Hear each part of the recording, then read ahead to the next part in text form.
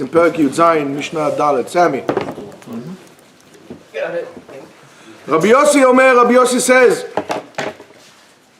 Kol hakelim nitalin, you're allowed to take all vessels, instruments, chutz min ha-masar gadol veyatet shel machresha.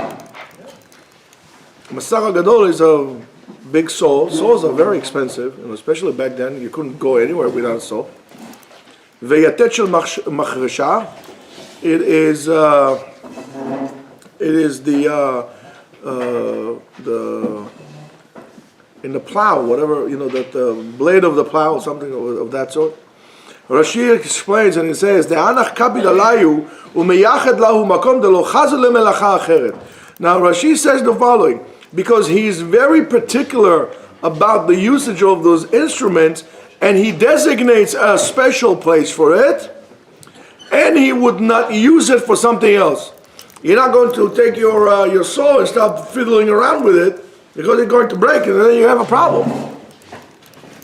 Or your plow, if you break the blade of your plow, guess what? You're not going to eat next year. Or this year. The Gemara in Masechet Shabbat, Daf Kuf Nun Zayin Amud Aleph, says the following.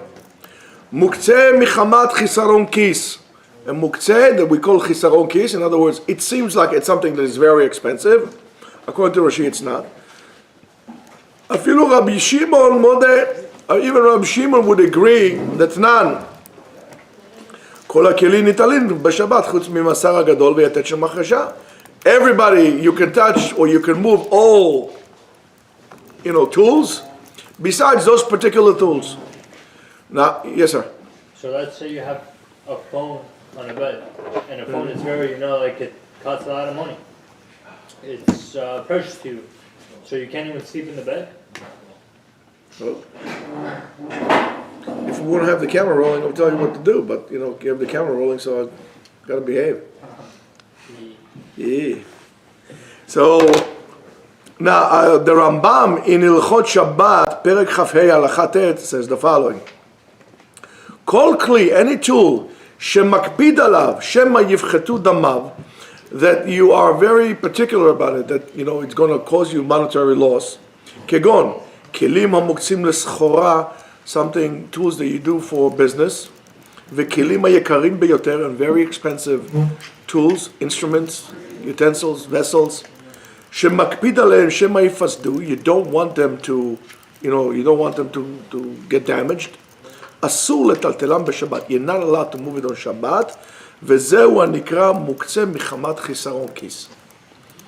So right now we have the following. If we so far need to distinguish what's a mukseh michisaron kis, so according to the Rambam, it will be, and Rashi, it will be something that I don't want it to devalue, that I'm designated for a certain time, I don't want it to devalue. Something that is very expensive, that I'm concerned that they're going to, if something will happen to them, they're going to get damaged. And according to Rashi, to add on, is that I designated a special place for that, and I don't use it for anything else beyond it. Now the question is, for example, is a telephone that we have, a cell phone, is that considered to be mukseh michamat chisaron kis? The answer is, well, yeah, it seems like it. I'm not going to take the telephone and use it to put a nail, to drive a nail to the wall. I'm not going to I put it in a special place. I don't just throw it whatever. Now let's say, for example, I have an old flip phone that doesn't work anymore. Is that considered to be mukseh or not? Well, again, but to say machmat misaron kis, does that mean mukseh because it can be a potential loss of money? And as a result of that, I designate a special place for it. I'm very particular with what I do with it, and so on and so forth. Right. Like, for example, if I have a hammer, I hammer in the morning. I hammer in the evening, all over the song. You know the song? You're you guys, you're too young. So if I have a hammer, I says, hey, Naftali, you catch the hammer, just go over there. I'll throw you the hammer, you'll catch it, right? Now if I said, sorry, give me 1 second your phone, I finish calling, say, Naftali, catch it. Wait, don't throw it, I'll be right there.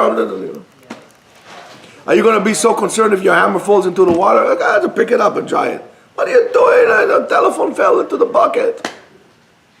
They're holding a bucket, Delilah. Right? That's chisaron case.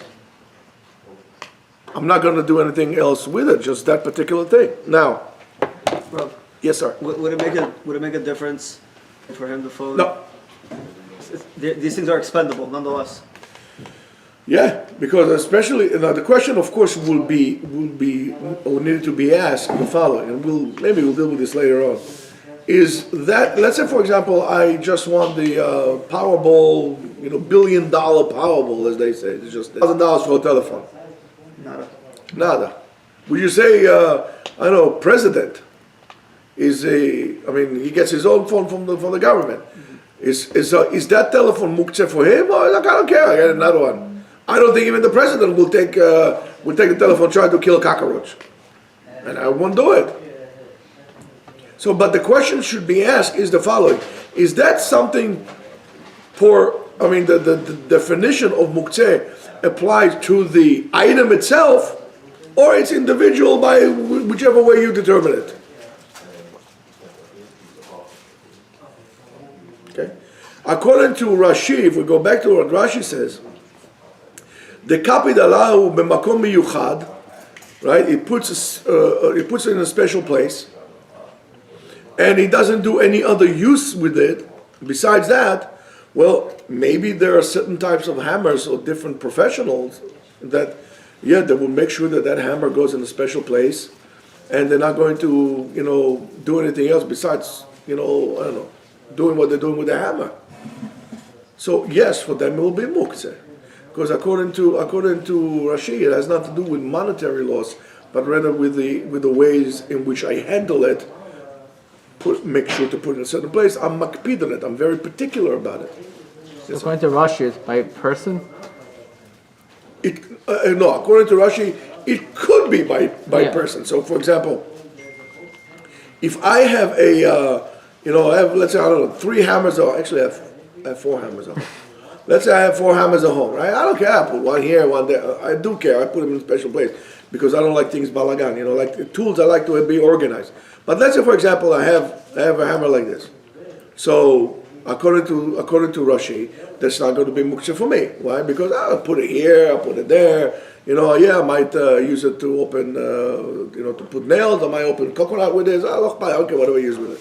I'll use it to change tires. Whatever it is.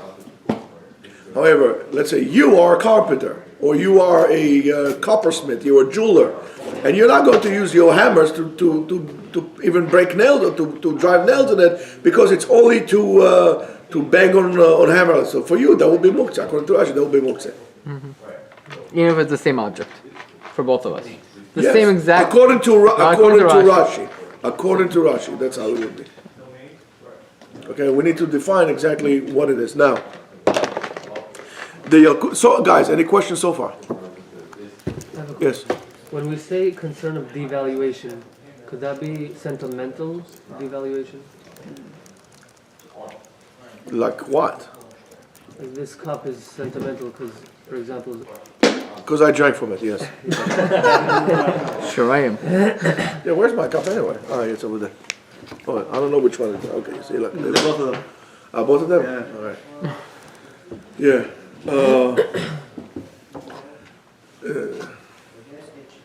Maybe your friend is like a little cough in Alaska, maybe.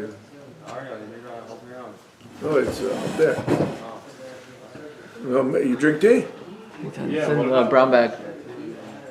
What do you need from me? Josh? No, I said if you drink tea. Sure. Josh, Sure, okay. you get the Give brown him bag. the tea from for real? the English breakfast tea.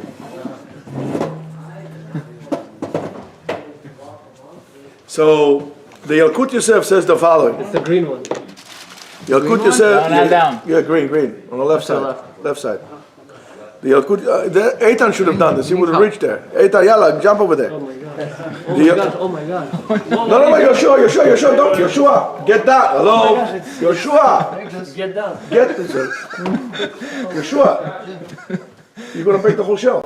I am. Yeah, you are. That's why I say get down. We're gonna break the whole shelf. That is ring by you. Oh my goodness. That is ring. Eitan, thank you for helping.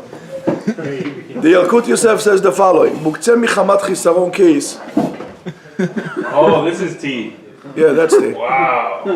That's the best tea I've ever had. מוקצה מחמת חיסרון כיס is כל דבר שמקפידים שלא להשתמש בו כל שימוש אחר מחשש שמא יתקלקל או יתלכלך וכדומה.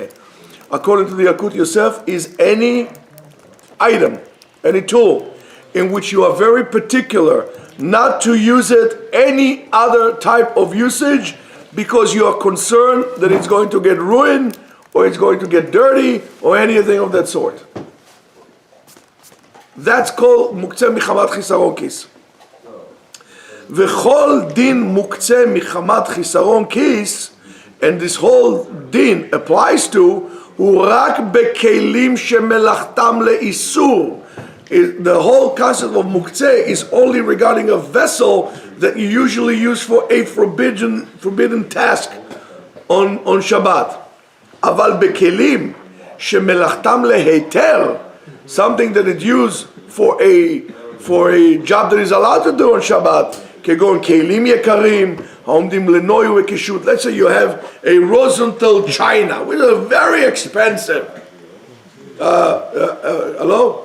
Eitan, can you control the tea over there? Not only you didn't get it, now you're going to give it to minors. Minor. Who's a minor? So therefore, and these kelim are ve'einam omdim leschora or lemitzvah. Now he's mechadesh that those tools are not meant for business. You should not be having this.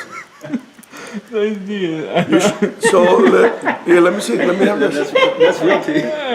Yeah, that's tea. You see, Abutai, don't think we are talking about tea. Not talking about anything else, right? That's tea. Right. Here, I'll even pour myself some tea. Thank you. All right. Brisk tea. That's for if you want to be a stark bachu, you drink brisk tea.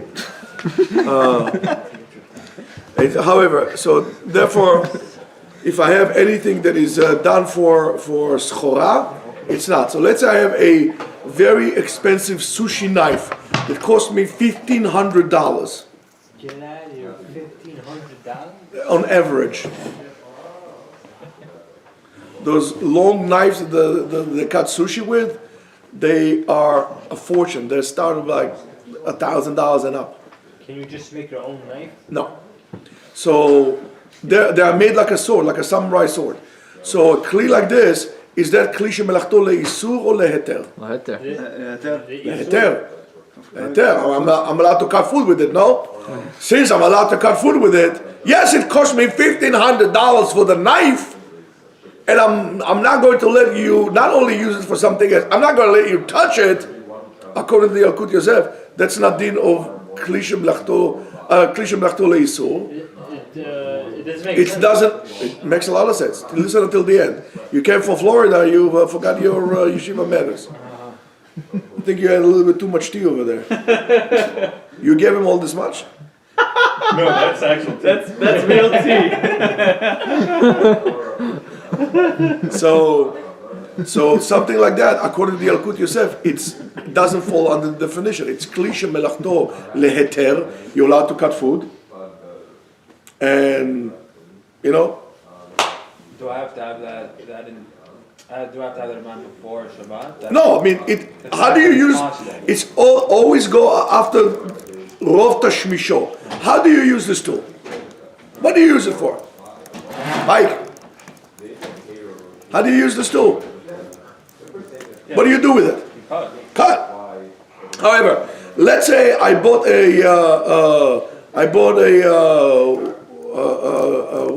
wakizashi, a short sword that cost me also. I got it a great deal.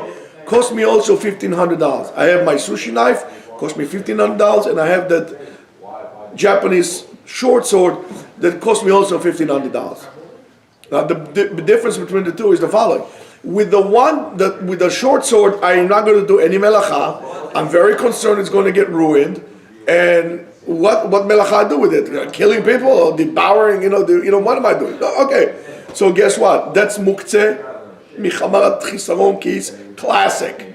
Would that, However, that knife, the sushi knife, klishe melachto leheter. would that be able to fall in the category of something like a gun, like it's protection if you brought it with you? Gun is a Mukseh. So what happens? So people have it there to carry it for self-defense? That is a question that Rav Ovadia was asked. Can I get some tea also? Rav Ovadia was asked about carrying a gun on Shabbat in a place like settlements, So is that considered to be Mukseh or not? So Rav Ovadia was asking in places like Itnachalut or something like that, they're allowed to carry it because it's sakanat nefashot, because of terrorists and so on and so forth. They're allowed to carry it. But a gun is Mukseh on Shabbat. What you do with a gun, you're doing netilat neshama, whether you're killing something, whether it's a person, a deer, whatever. So therefore, that's going to be Mukseh, and also mishum chisaro kis, because you're not going to let anybody handle it. You put it in a special place, and unfortunately, that costs a lot of money. I think it's going to be a bigger Mukseh for the ammunition today, because you can't get any ammunition whatsoever than the gun. But that's a different story altogether. The price of ammunition is off the walls. It's crazy. I should have bought a whole entire basement full of ammunition if I knew it. Rounds that they used to sell for like a quarter, are like $1.25 now, and you can't get any. Can't get anything. One thing you can get is maybe 22s, and that went from like 10 cents to $1. So according to that, so therefore I would be able to handle my expensive sushi knife, but I would not be able to handle my samurai sword on Shabbat. I would not. Now, aval bekelim shemelachtam le'eter, objects that are used for a work that I'm allowed to do on Shabbat, like kelim yekarim, let's say I have a bakara vase or something like this, right? And they're not meant for schora. I'm not doing business with it. In other words, if I was, let's say, a crystal, or like a, I don't know, I have an eBay store, okay? And I sell over there, I found the rare china, Rosenthal, Mika, something from Japan, some expensive stuff. So I might use it for myself, but since it's really, the purpose is omed l'schora, it's done for business, based on what the Ramban says, that will be Mukseh also, therefore I cannot touch it.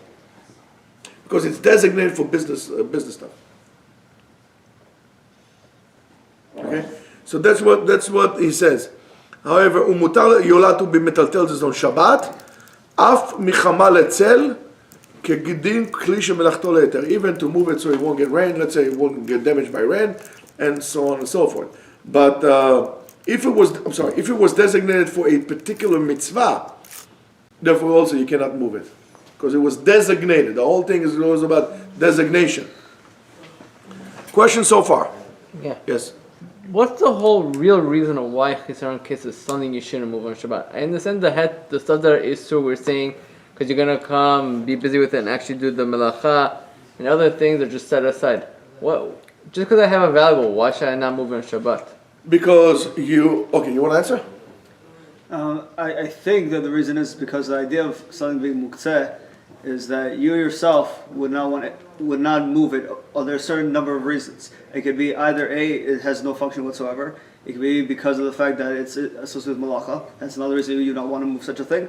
And the most broad category of reasons of why you would not want to move something is because you don't want to damage something. So because there's a more concern of you damaging it, and that's the biggest concern of any other reason for not wanting to move it, therefore it's considered the most severe of all types of mukseh. That's right. Now, for example, let's say you'll take you yourself make it mukseh. In other words, you remove from your head, from your mind, even during the week, most likely not to do anything with it. Let's talk about the sword. I love swords. You know me, I love swords. So let's say, for example, you have a samurai sword. You're not going to take it like this. Oh, look at this. I go like this. By the way, unfortunately, that's what a lot of people did after World War II. When they went to Japan, they brought tremendous amount of swords that made themselves into the United States, and the kids will play with it. But once they get damaged, most of the time they cannot be repaired. If you hit metal on metal, they can't be repaired. So therefore, it's worth nothing. Something that would be priceless is worth absolutely nothing now. That's a different case altogether. But if you're going to hold it, if you see how when they handle swords, even swords that are not, you just go to they have stores like this in Japan that they do sell swords. But over there, the swords, it's a whole procedure altogether. You have to get permission from the government, this and this and that. Even if it's a sword that is not that expensive, let's say, a lower end katana will cost you about $2,000. Okay? So he's going to first of all hold it, you're going to put gloves on his hand. That's first of all. Just like you're touching an artifact in the museum, those so you're going to put gloves on, and then he's going to use a napkin, a special cloth napkin, which is going to lay the thing upside down and then examine the sword like this. You're not going to do like this. You're not going to do it. Not during the week. So you are so particular about those things. Guess what? It's Mukseh. You made it by designating it out of service for all cause and purposes. So therefore it's the most severe Mukseh. No use for me whatsoever. Out of limits. That's it. No, it's out. As much as you're not going to take your phone and say, oh, 1 second, I see like a little bit like just like this. What are you doing? What, you out of your mind? Okay? So that is considered to be chisaron kis. You understand it now? Questions on that matter, Rabbatai? How you doing, Mike? You thirsty? You don't want tea? I'll just say then I came. Ah, okay. Because he has tea. He has tea for you. You show him the tea? You drink brisk tea? Oof, no. No, okay. Okay, fine. So save it for next week, Belinda. So yes, sir. So something that's machmas chisaron kis, that is considered mukseh, you can't handle that. Let's say something is not machmas chisaron kis. You're not concerned that you're going to lose value or damage. Well, therefore, yes, but it depends also if it's klisha melachto leheter or leisur by the overall usage of this item. Now, if you said to me, okay, I'm not concerned. No, I'm going to. I can go to Home Depot and buy myself another screwdriver or another chisel. Let's say chisels, for example. I can go buy another chisel for I'm not talking about those. There are certain Japanese chisels that cost hundreds of dollars. They're ridiculous what they do. But, a regular chisel, you go and buy just $20 chisel and go get another one. So, but do I designate during the week? Remember what we said, Rashi. During the week, do I designate a special place for it? Yes, because I don't want it to get damaged. Do I handle it differently? Of course, because I'm going to put something to protect the blade. How about I'm going to? Can I play with this? And do me a favor. Don't play with it. Don't touch it. What do you need? What do you want my chisel for? I'll explain to you. Don't touch it. I don't like when people touch my tools. Right? It's not expensive, but I fulfill this requirement. Rashi will tell you that's chisaron kis. That's why it is important to see Rashi and to see the Rambam, and then to see how they put it together. Yes, sir. So let's say I have an iPhone 5. Let's not. Okay. Okay. Let's say somebody has an iPhone 5 and he upgraded. He doesn't want it. He wants to throw that phone out, and he upgrades to an iPhone 10R. So that person can be on the bed or no? So is the phone working? The phone is perfect working. No. Is it on? Is the phone is on? Yeah, the phone is on. Now, if by me moving the phone, am I going to cause it to lit or to do anything? No, it's so. No, not really. No. So therefore, let's say I did it on Friday morning. I bought my iPhone 12 GR, whatever it is, GT. I don't know, GPZ. I don't know, whatever. You know what's a GPZ, by the way? Gibbs. GPZ is it was a Kawasaki 1100cc GPZ. It was the motorcycle of the 80s. Look into it if you're a real man. So GPZ, don't forget. Probably going back to the 80s. Wow. You don't know where I'm back on. Yeah. Oh goodness. Yes. Like when it was. I have special memories from a Triumph motorcycle and a Yamaha XT 500 single piston enduro bike. Oh, wonderful stuff. Anyway, so let's say for example the phone is not on. Now that you say I don't care about it, take it, throw it in the garbage. I don't really care. So now you could move it over the bed.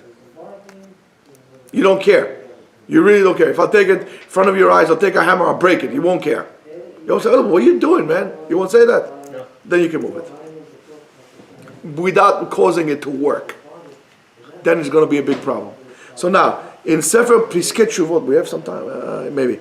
Okay. In Sefer Piskei Teshuvot, Siman Shin Chet says the following. Keilim v'chafatzim she'enam miyuadim lemelechet isur. In other words, items and tools that are not designated for a forbidden melacha on Shabbat, im omdim b'shvil leishtamesh b'hem. If they are there for usage, I'm going to use it, en b'hem mukseh. V'afilu im yekarim meod. Even if they're very expensive. Since I'm intended to use it, and they are associated with something that I'm allowed to do on Shabbat, and it's okay. Mukseh lahem makom. If you designate a place to them, v'chasalem shelo leishtamesh b'hem ela leitim rechokot, and you are particular not to use it quite that often, like for example something for guests and so on and so forth, still is considered to be not mukseh. But if they are not designated for usage, but are what's it called ela lirotam bilvad. Let's say you have, I don't know, Marie Antoinette pearls. You're not going to let your wife wear it. Because if you know anything about pearls, I heard it at the time from Yossi Shalom's father, Alav Shalom. He told me that when you wear pearls, you should never wear it on your bare skin. Because when you wear it on your bare skin, the acid from the sweat of the body ruins the pearls. So if you have a Marie Antoinette's pearl necklace, it's probably worth like $50 million. You're not going to let your wife wear it, right? So something like this, it's going to be mukseh. However, if your wife has a 5-carat flawless, ring, and she wears it all the time, well, that's not a problem. It's not mukseh. That ring might cost me $100,000, but it's not mukseh. It's good. It's fine. It's 100% fine. So it depends if it's there for decoration. What's that? Let's say, for example, I have a very expensive Picasso at home, or I have a Salvador Dali at home. A picture on the wall, and now it's a little crooked. Could I move it or handle it? The answer would be absolutely not. Absolutely not. So stuff like this, art, is going to be mukseh michamat chisaron kis. If you have a binoculars, let's say you go hunting, and you have a terrific binoculars, cost you $500. You're not going to break it. You're not going to let somebody use it for that. You're very particular. Put it to the side. Or only, that's mukseh michamat chisaron kis. All this fall under this category. Now, it could also be something that it's not necessarily expensive. It could be, let's say your grandmother left you her copper, your great-great-grandmother left you her copper, frying pan. Back when, it's signed on the bottom, Genghis Khan. To great Babuya, beloved Genghis Khan, right? So, here I had it like this. Now it's sentimental value. There's no value whatsoever. Sentimental value to you, and you follow those criteria of not using it, it's for display and so on and so forth, that becomes mukseh michamat chisaron kis. Okay? So that's as well. Even though that sometimes maybe you would clean it, maybe you take somebody to show it and so on and so forth, and you kind of handle it, but you don't usually use it and so on, that's michamat chisaron kis. And there will be paintings, art. Well, it depends what sefer. if you're going to, I saw one time I went to the, what did I go to? I went to this Rebbe, the New Square Rebbe, I think I went, years ago, in, where is it, in Muncie over there. So I was standing, and he has bookshelves, all his bookshelves are like this with glass, and they're all closed, locked. Why? Because he has a sefer there, and I saw it. He has a sefer that used to belong to the Chida himself. Wow. The book is about 250, 300 years old, that belonged to him, the Chida himself. In other words, when you touch that sefer, you know the Chida touched it. Are you going to let anybody touch it? At that point, is that a sefer or it's an artifact? Artifact. If it's an artifact, so therefore it'll become Mukseh for you. Those always like the Kodesh, no matter what. You're not going to let anybody. Sefer Torah is expensive, right? But Sefer Torah you take out, you read it. But so that's what I said to you. How do you handle that sefer? As a Kitvei Kodesh or as a historical artifact? If you're not going to let even your grandkids touch it, and it's locked behind the Sorag Ubariach, so guess what? It's not beginner Kitvei Kodesh, because you yourself not going. It's an artifact. It's an expensive thing. It's a collector's item. That's different than a Sefer Torah. It might have cost you $100,000. Let's say that book cost you $10,000. Sefer Torah cost you $100,000. But Sefer Torah, okay, Bechal Ptichat HaEchal, you do Ptichat HaEchal, he does Ptichat HaEchal. You know, take the Sefer Torah. That's not a problem. It's no akpada le'efech. You want people to use it. Okay, so it depends on how it is. It could be basically anything that you could be very sentimental on. And even to let's say, I don't know, comes to you, I don't know, chief rabbi. So, oh, that's Sefer, I can see it. I'm sorry, Rabbi, nobody touches this book. I'm very makpid mechila. You can look at this like this.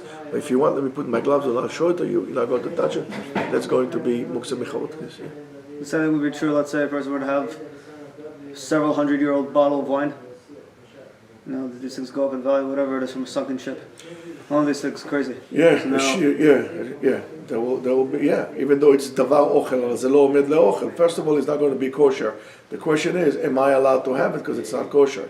Am I allowed to do schora with it? The answer will be, according to the Sfaradim, no, you're not going to be able to do schora with an expensive bottle of wine that, I don't know, Napoleon threw off the boat together with, I don't know what. No, you won't be able to do schora with it because it's yain nesach. And yain nesach is asur be'anah. So, guess what? It's Mukseh for you. Okay? The same thing goes to, I don't know if you know, a few years ago, they found, not a few years ago, many years ago, they found in the North Pole one of those English, extortions that they sent to the South Pole.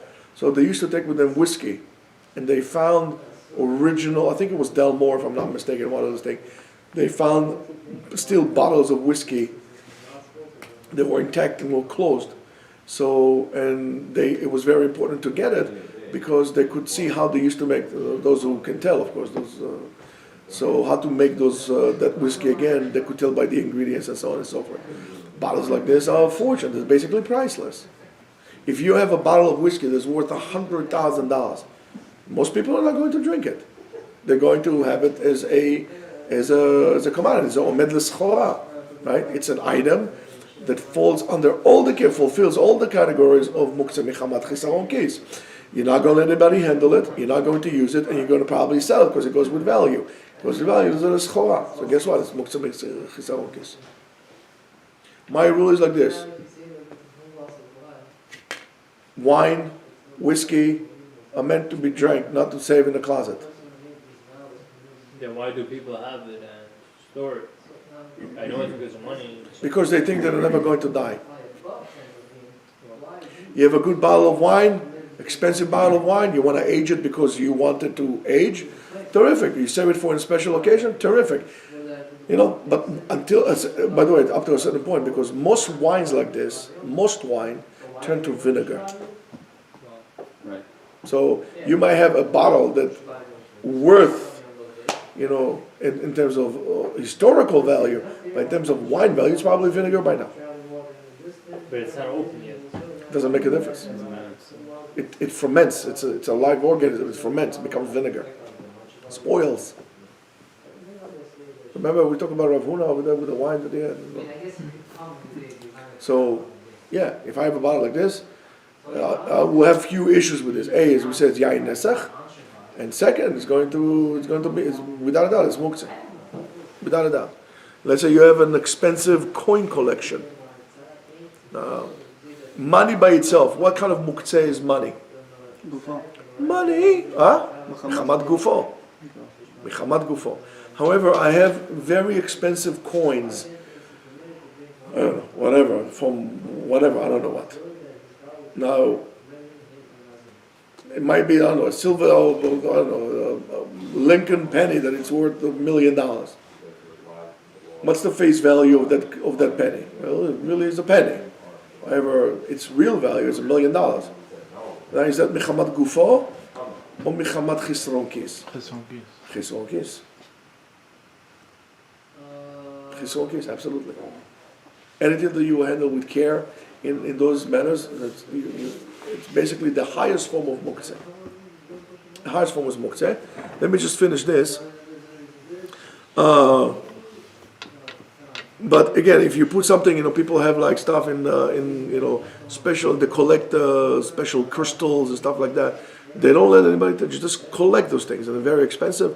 There will be chisaron kis. However, if you do have just a regular cheap picture, I don't know, you find some kind of a, I don't know, picture, you have a copy of the Mona Lisa at home. Well, that's not Mukseh thing. Or you have a regular, clock, that you have at home. That's not Mukseh Mechamad, I'm saying, it's not Mukseh Mechamad Chisaron Kis. Could be other things, but not Chisaron Kis. Because they're not expensive to you. You don't really care about them. And, that you don't use it just because it's hanging on the wall there. That's no big deal. But what about a Rolex? You have a nice. What's the prohibition in Rolex? You just don't want to carry it outside. Because If you have a watch, I know people who have Rolexes. They buy the weirdest Rolex. Some of them are so ugly I cannot tell you. But I guess I don't know much about watches, but I guess with those watches, the uglier they are, the more expensive they are. They're very rare. They never wear them. They have them all in a safe. And they increase in value tremendously. Well, that will be Mukseh Mishum Chisaron Kis. There will be that form. But if somebody gave you, let's say, a gold Rolex, and you actually wear it, so that's okay. That's no prohibition with that. No prohibition with that. Questions? Good. All right, 10 o'clock, guys.